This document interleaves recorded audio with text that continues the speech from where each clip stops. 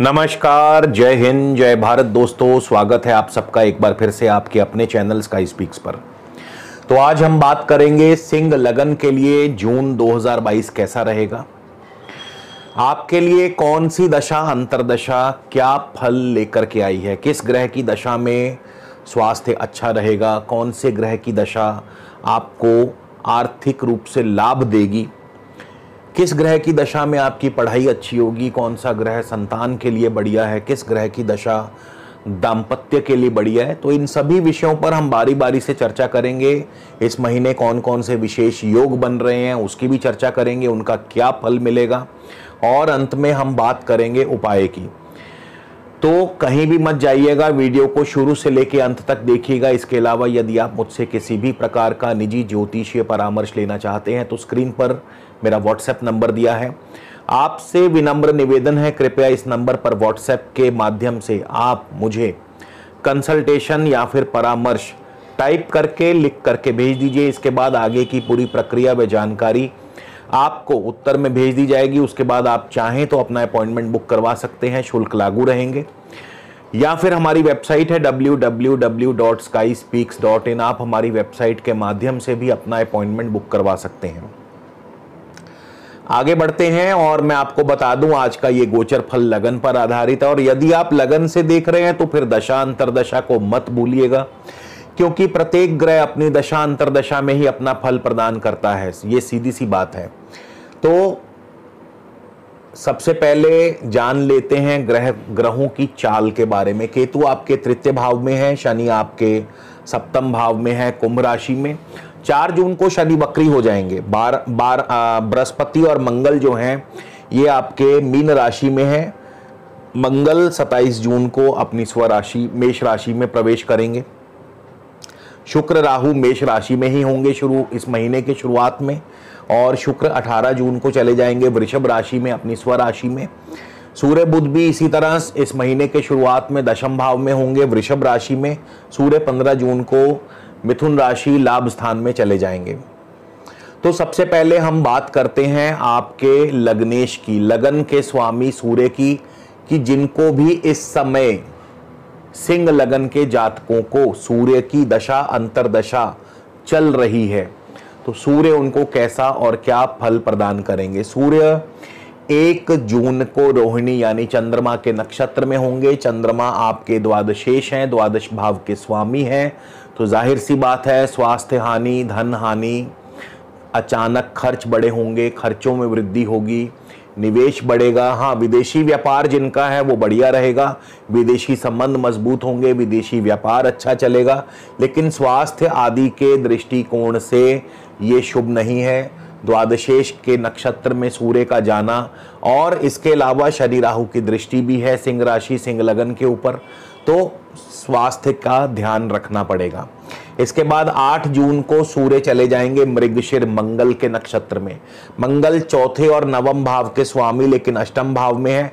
पढ़ाई के लिए बढ़िया रहेंगे, पढ़ाई में अच्छा मन लगेगा, पढ़ाई में प्रदर्शन अच्छा रहेगा, लेकिन अभी कार्यों में विघ्न और बाधाएं या रुकावट जरूर आती रहेगी।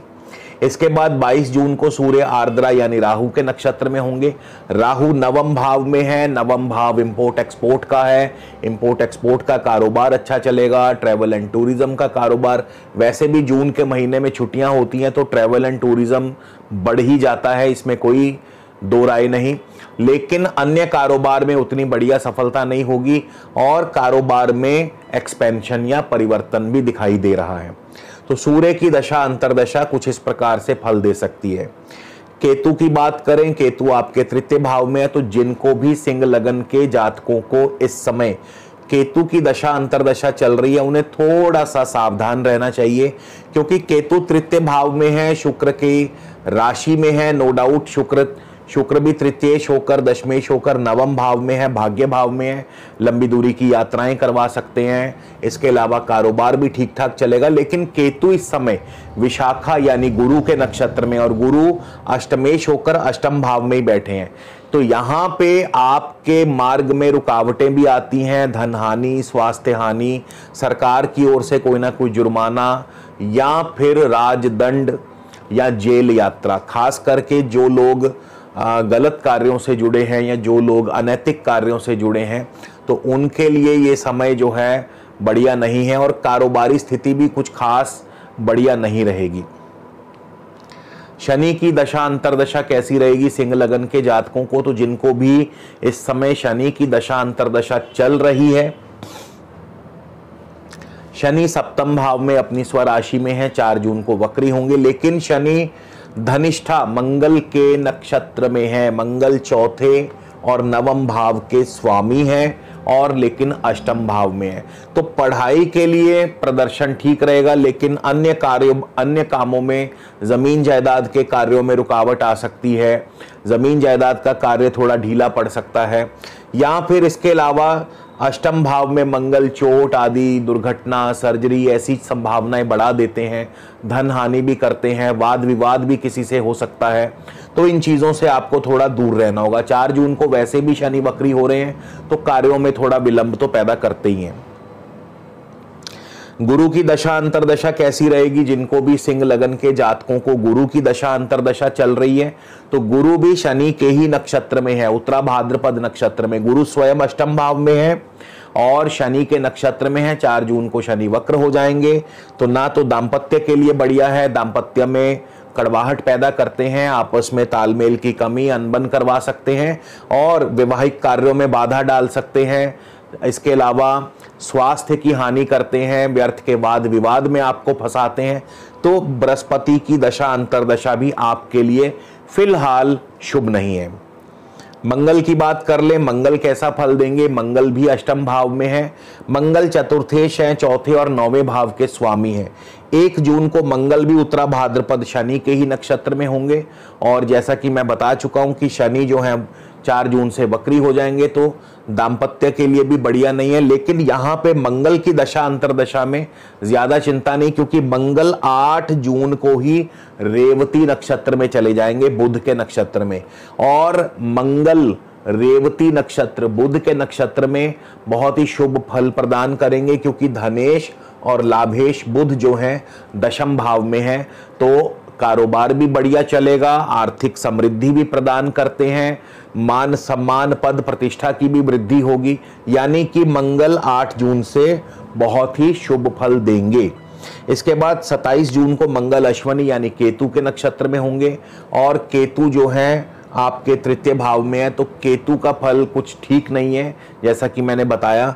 तो मंगल भी जब केतु के नक्षत्र में और मंगल की दृष्टि भी रहेगी केतु के ऊपर, तो व्यर्थ की भागदौड़ बढ़ाते हैं, भाई बंधु से, किसी निकट भाई बंधु से वाद विवाद या अनबन करवा सकते हैं। इसके अलावा जैसा मैंने बताया था कि जुर्माना आदि लग सकता है या आपको यात्रा आदि में कष्ट असुविधा आ सकती है, या फिर आपके लिए बंधन योग यानी जेल यात्रा वगैरह भी करवा सकते हैं, क्योंकि मंगल अष्टम में है और केतु तृतीय भाव में है और मंगल की दृष्टि है केतु के ऊपर। तो ये जो एक प्रकार का कॉम्बिनेशन बन गया दृष्टि का भी और नक्षत्र का भी, तो ये अनैतिक कार्य जो करते हैं, जो गलत कार्यों से जुड़े हैं, उनके लिए थोड़ा खतरे की घंटी है। तो उनको थोड़ा मतलब सावधान रहना होगा। इसके बाद राहु की दशा अंतरदशा आपको कैसा और क्या फल प्रदान करेगी? जिनको भी सिंह लगन के जातकों को इस समय राहु की दशा अंतरदशा चल रही है, राहु आपके नवम भाव में है, राहु मंगल की राशि में है, मंगल चौथे और नवम भाव के स्वामी होकर अष्टम भाव में है। वाहन आदि जरा संभल के चलाएं। पढ़ाई में हालांकि ठीक ठाक प्रदर्शन रहेगा, लेकिन चोट, सर्जरी, दुर्घटना, वाद विवाद, कलह कलेश, लिटिगेशन ऐसी चीज़ों की संभावनाएं पैदा करते हैं। उसके बाद राहु इस समय सूर्य के ही नक्षत्र में है, सूर्य लग्नेश होकर के दशम भाव में है। अब देखिए यहाँ पे राहु सूर्य के नक्षत्र में है, सूर्य लग्नेश होकर दशम भाव में है। नो डाउट मान सम्मान भी बढ़ाते हैं, प्रतिष्ठा भी बढ़ाते हैं, लेकिन कहीं ना कहीं राहु सूर्य को पीड़ित भी करेंगे, सरकारी कार्यों में नुकसान करवा सकते हैं, सेहत में आपको थोड़ा सा दिक्कतें आ सकती हैं, या स्वास्थ्य उतना बढ़िया नहीं, एनर्जी लेवल थोड़ा सा कम रहेगा। तो यहाँ पे राहु कहीं ना कहीं सूर्य को खराब भी करते हैं। फिर 14 जून को राहु भरणी यानी शुक्र के नक्षत्र में चले जाएंगे, तो स्थितियों में थोड़ा सुधार होगा, क्योंकि शुक्र तृतीयेश होकर दशमेश होकर के उस समय नवम भाव में होंगे। 18 तारीख को शुक्र चले जाएंगे दशम भाव में। तो यहाँ पे भाग दौड़ भी बढ़ेगी, कारोबार भी अच्छा चलेगा और साथ ही साथ आपको कार्यों में सफलता भी मिलने लगेगी। तो 14 जून के बाद से राहु की दशा अंतरदशा में थोड़ी बेहतरी नजर आएगी। अब बात कर लें शुक्र की, तो जिनको भी सिंह लगन के जातकों को शुक्र की दशा अंतरदशा चल रही है, उनके लिए शुक्र कैसा और क्या फल प्रदान करेंगे। तो शुक्र 1 जून को अश्विनी यानी केतु के नक्षत्र में होंगे। केतु तृतीय भाव में है और केतु के बारे में मैंने पहले ही बता दिया कि केतु इस बार ज्यादा बढ़िया नहीं है और थोड़ा सा कष्ट आदि पैदा करते हैं, अनबन कराते हैं, चोट दुर्घटना या सर्जरी या लिटिगेशन आदि में फंसा सकते हैं। और 4 जून को शुक्र भरणी यानी स्वयं अपने नक्षत्र में आ जाएंगे। तो शुक्र जब अपने नक्षत्र में आएंगे, क्योंकि शुक्र तृतीय और दशम के स्वामी हैं, तो यहाँ पे स्थितियों में थोड़ा सुधार होगा, कारोबार भी चलेगा और आपका कार्यों में सफलता भी मिलने लगेगी। फिर 15 जून को शुक्र कृतिका यानी सूर्य के नक्षत्र में होंगे। स्थितियां और बेहतर होंगी क्योंकि तब तक सूर्य लग्नेश होकर के लाभ स्थान में आ चुके होंगे, तो प्रत्येक कार्य में सफलता और आमदनी के स्रोत में वृद्धि करते हैं। मित्रों का, भाई बंधुओं का सुख सहयोग भी मिलता रहेगा। फिर 26 जून को शुक्र आ जाएंगे रोहिणी नक्षत्र में, चंद्रमा के नक्षत्र में। चंद्रमा द्वादशेष हैं, थोड़ा सा स्वास्थ्य का ध्यान रखना होगा, खर्च भी बढ़ेंगे, निवेश भी बढ़ेगा और विदेशी व्यापार भी बढ़ेगा। इसके बाद बुध की बात कर लें कि बुध की दशा अंतरदशा आपको कैसा और क्या फल प्रदान करेगी। तो बुध 1 जून को कृतिका यानी सूर्य के नक्षत्र में होंगे। सूर्य बुध का बुध आदित्य योग भी है, बुध सूर्य के नक्षत्र में है, सूर्य भी दशम भाव में है। तो कारोबार में तरक्की, नौकरी में तरक्की, प्रमोशन दिलवा सकते हैं, मान सम्मान की वृद्धि होगी, सरकारी कार्यों में सफलता रहेगी, सरकारी अफसर आपके ऊपर मेहरबान रहेंगे, व्यापार आपका बहुत अच्छे से चलेगा, प्रत्येक कार्य में आपको सफलता मिलेगी। तो बुध की दशा अंतरदशा बहुत ही बढ़िया रहेगी। 18 जून को बुध चले जाएंगे रोहिणी यानी चंद्रमा के नक्षत्र में। थोड़ा सा स्वास्थ्य का ध्यान रखना पड़ेगा, खर्च बढ़ेंगे, निवेश बढ़ेगा, साथ ही साथ विदेशी व्यापार बढ़ेगा, यात्राओं का योग बन सकता है। फिर 28 जून को बुध चले जाएंगे मृगशिर मंगल के नक्षत्र में और मंगल चौथे और नवम भाव के स्वामी नवम भाव में होंगे। लंबी दूरी की यात्राएं करवाते हैं, पढ़ाई में आपके लिए बहुत अच्छा रहेगा, पढ़ाई में आपका प्रदर्शन बहुत अच्छा रहेगा और इसके अलावा ज़मीन जायदाद संबंधी कार्यों में आपको सफलता मिलती है, लाभ होगा। ज़मीन जायदाद से आपको लाभ होगा, नए वाहन सुख की प्राप्ति होगी, आपका इंपोर्ट एक्सपोर्ट का कारोबार बहुत अच्छा चलेगा। तो बुध की दशा अंतरदशा जो है कुल मिलाकर के बहुत ही शुभ फल आपको प्रदान करेगी। चंद्रमा की बात कर लें तो चंद्रमा यदि आपकी कुंडली में शुभ स्थान में है, अगर मान लीजिए चंद्रमा अपनी स्व राशि में है, अपनी उच्च राशि में है, तो नौकरी कारोबार में तरक्की दिलवाते हैं, विदेश यात्रा करवाते हैं, फॉरेन सेटलमेंट करवा सकते हैं। लेकिन यदि इसके विपरीत चंद्रमा यदि अशुभ स्थिति में है, पीड़ित हैं, शत्रु ग्रहों से पीड़ित हैं, शनि राहु केतु से पीड़ित हैं, तो फिर आपके लिए दिक्कतें और बाधाएं पैदा करते हैं, अनावश्यक खर्च बढ़ा देते हैं, स्वास्थ्य की हानि भी करते हैं। तो चंद्रमा की दशा अंतरदशा भी कुछ ऐसा रहेगी। इस महीने जो विशेष योग बन रहे हैं, एक तो गुरु और मंगल का अष्टम भाव में जो योग बन रहा है, अष्टमेश अष्टम भाव में है, तो अचानक धन लाभ या पैतृक सुख संपदा दिलवा सकते हैं। नवम भाव में शुक्र राहु के योग से धार्मिक कार्यों में आपकी अरुचि बढ़ती है, यानी धार्मिक कार्यों में आपका मन नहीं लगेगा, मन भटकेगा इधर उधर। और सूर्य बुध का बुध आदित्य योग दशम भाव में नौकरी कारोबार के लिए बहुत ही उत्तम है, तरक्की दिलवाता है, सफलता दिलवाता है। और शुक्र का 18 जून के बाद बुध और शुक्र का दशम भाव में जो युति योग बनेगा, ये भी कारोबार के लिए, नौकरी के लिए अत्यंत शुभ है, हर प्रकार से सुख सुविधा और प्रत्येक कार्य में सफलता दिलवाता है। अब बात करते हैं इस महीने क्या उपाय, विशेष उपाय करने चाहिए। देखिए, सिंह लगन के जातकों के लिए सबसे इंपॉर्टेंट प्लैनेट्स कौन से हैं? आपकी कुंडली में सबसे इंपॉर्टेंट प्लैनेट पहले तो सूर्य देव हैं, क्योंकि लगन के स्वामी हैं, दशम भाव में है। हाँ, शनि राहु की दृष्टि है इस समय सिंह राशि के ऊपर, तो ऐसे में सूर्य को बलवान करने के लिए आप चाहें तो रोजाना आदित्य हृदय स्त्रोत का पाठ करें, रोजाना सूर्य देव को जल में मीठा डालकर अर्घ दें, या फिर सूर्य का रत्न माणिक्य भी धारण कर सकते हैं। इसके अलावा आपके जो सेकंड सबसे बेस्ट प्लैनेट हैं वो है धनेश और लाभेश बुध। बुध दशम भाव में है, सूर्य बुध का बुध आदित्य योग है, और जिनकी कुंडली में भी सूर्य और बुध का बुध आदित्य योग है तो उनको माणिक के साथ साथ वो चाहें तो बुध को बलवान करने के लिए पन्ना रत्न धारण कर सकते हैं। यानी सूर्य और बुध का बुध आदित्य योग अगर आपकी कुंडली में है तो आप माणिक्य और पन्ना जरूर धारण कीजिए, क्योंकि ना सिर्फ आपको माणिक्य मान प्रतिष्ठा में आपकी वृद्धि करेगा बल्कि आपके धन की वृद्धि भी करेगा, यानी आपकी आर्थिक स्थिति और आमदनी की वृद्धि भी करेगा। और बहुत से लोग कहेंगे कि बुध तो मार्केश है, इस तरह से मार्केश कभी फल नहीं देता। मैं आपकी जानकारी के लिए बता दूं, मार्केश तभी फल देगा जब अन्य घटक भी नेगेटिव होंगे, अन्यथा मार्केश फल नहीं देता। इसके बाद आपकी कुंडली में जो इस बार शुक्र राहु का योग बन रहा है नवम भाव में, ये थोड़ा सा भाग्य के मार्ग में रुकावट पैदा करता है।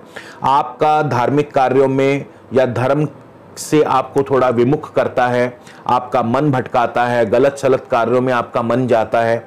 तो शुक्र राहु का युति योग एक प्रकार से कामी योग बनाता है, हालांकि भाग्य स्थान में है तो भाग्य से विमुख भी करता है। तो ऐसे में आप रोजाना केसर का तिलक लगाएं, ठीक अपनी दोनों भवों के दरमियान बिल्कुल जहां थर्ड आई होती है वहां पर आप केसर का तिलक लगाएं, आप गौ सेवा करें और पंछियों को सतनाजा आदि डालते रहें, तो शुक्र राहु का जो बुरा प्रभाव है नहीं मिलेगा। और केतु आपकी इस बार केतु की दशा भी शुभ नहीं है, तो केतु के लिए आप चाहें तो रोजाना आप डॉग्स को यानी कुत्तों को रोटी आदि या बिस्किट आदि डालते रहे, तो उससे भी आपका अशुभ प्रभाव जो है कम होगा। तो दोस्तों उम्मीद करता हूं कि ये वीडियो जरूर पसंद आएगा, कमेंट करके बताइएगा। अगले वीडियो में आपसे फिर मुलाकात होगी, तब तक के लिए नमस्कार, जय हिंद, जय भारत।